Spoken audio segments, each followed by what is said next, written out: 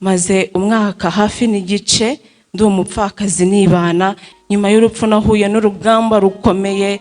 Twaherukaga hano turi gushima Imana ko yaduhaye umwana w'umukobwa mwiza kandi usa na se. N'uyu nguyu twari dukikiye yitwa Niyonshuti Shami Tracy.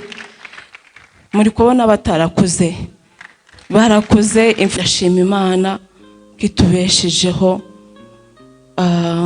mu mujyi wa Kigali. Ntabwo biba byoroshye. Asia, urasoza itorero nawe, hanyuma araza kutubwira gahunda zikurikira, harimo abaririmbyi batambuka n'umukozi w'Imana aho ijambo.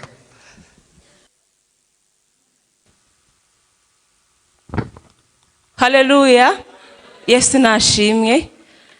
Ndagira ngo banzanire utwana twanjye hano. Mariya natunzanire mbanguke. Ndanezerewe kongera guhagarara imbere y'itorero ringana gutya. Nari mbakumbuye cyane, ndabakunda kandi bikomeye. Yesu abamera umugisha mwinshi cyane. Ndashimira Imana ko mpagaze hano nari kumwe n'umutware ariko nkaba nkomeye. Ndikumva nshimiye Imana cyane. Twaje turi umuryango mugari, hari n'abana tubana mu rugo. Ndagira ngo bahagarare mu iteraniro batiriwe baza hano batere haleluya. Jacques Tumushime na Giovanni.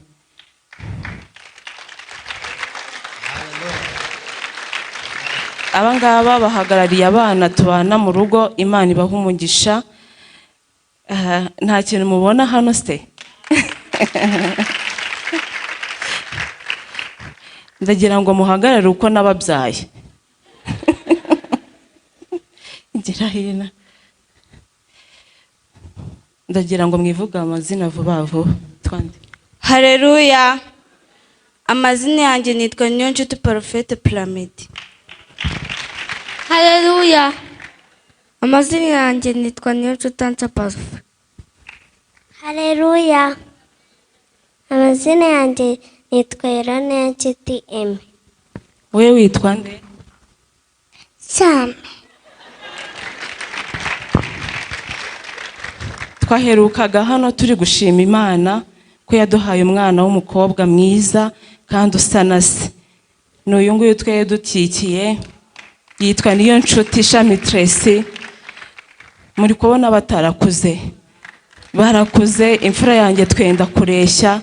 Nshimiye Imana izi kurera. Abana barakuze birantungura, barakuze pe. Maze umwaka hafi n'igice ndi umupfakazi nibana, ariko mfite Imana.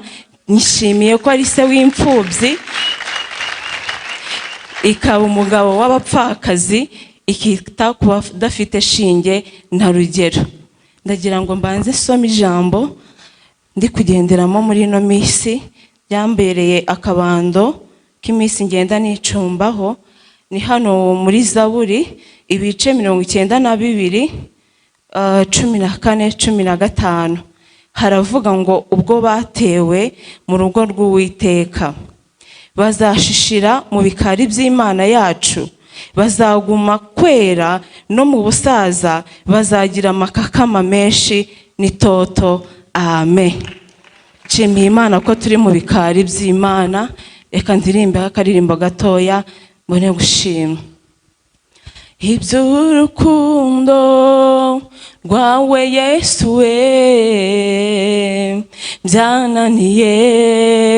byananiye kubyumva.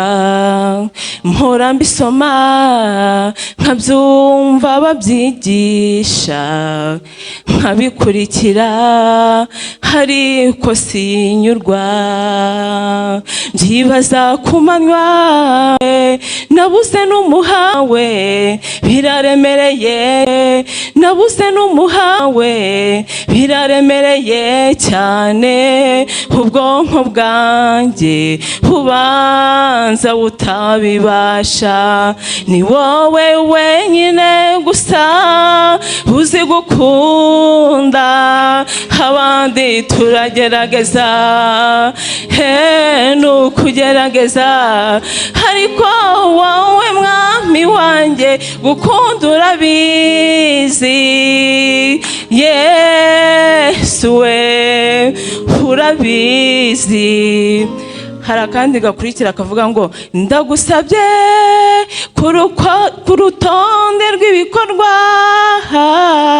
bizakorwa tugeze muhira, ntihakaburemo umwanya w'ubuhamya,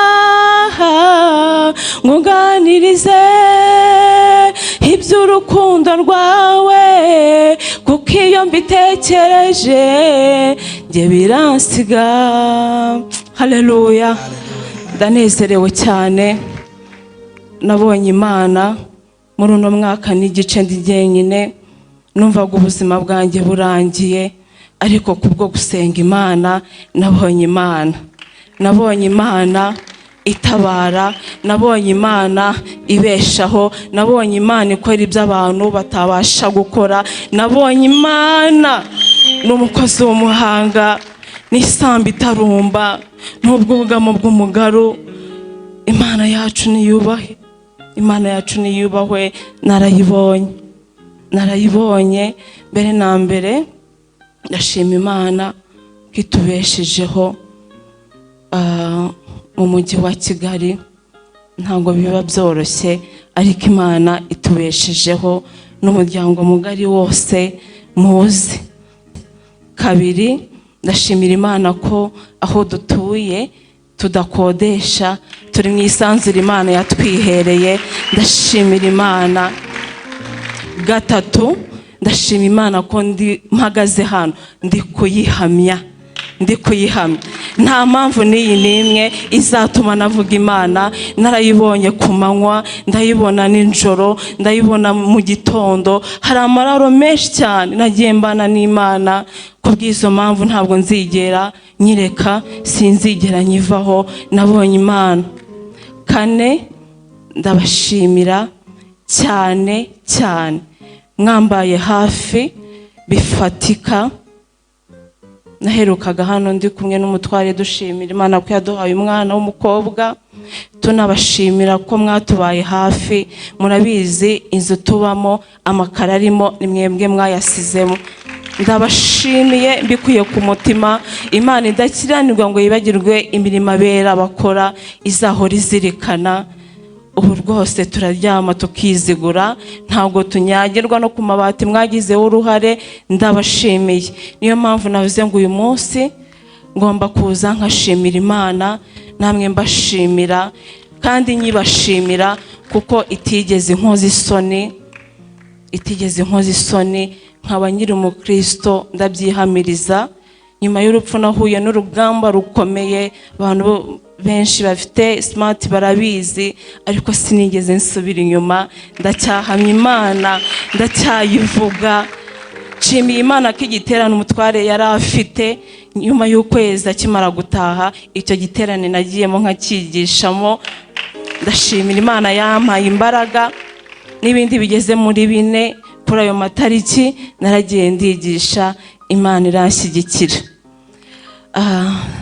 Ndashima Imana. Mpita nanasoza. Mu minsi yashize nararwaye cyane, ndaremba. Ndavuga ati iyo umutwara aba ahari aba ndwajije. Ndavuga ati ariko Mana nta kibazo, nawe ndagufite, ndagusabye uzundwaze. Imana izi kurwaza abapfakazi, izi kurwaza cyane, kandi ndabishimira. Bishop Yesu akomera umugisha, na mama Bishop Yesu abaha umugisha, abamama bapapa rubyiruko basabiye umugisha mwinshi cyane. Ndagira ngo ntange ituro ryishimye. Murakoze.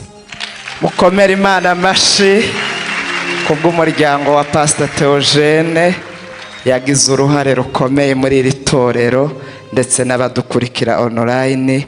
Imana izi kurera imfubyi ikabana n'abapfakazi, mureke tuyikomera amashyi. niyo kwizerwa ibihe byose. Abana barakuze barasa neza bariga, icyubahiro k'ibicimana.